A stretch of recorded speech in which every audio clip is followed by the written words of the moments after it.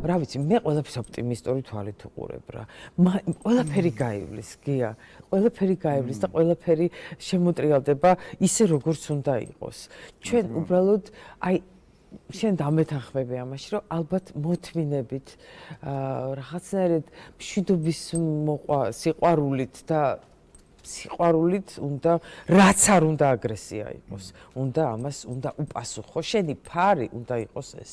მე მგონი, თუმცა ისე ვიმეორებ, ეს ძალიან ძნელია და საკმაოდ ვერ მოთხოვ ადამიანს. ყველას ვერ მოთხოვ ამას, რომ შენ რო ვიღაცა თავს დაგესხება და შენ შეგნებულად შეხედე. არ არის ეს, ხო? იმ დროს რაღაცა შეიძლება შენშიც გაჩნდეს აგრესია, ხო?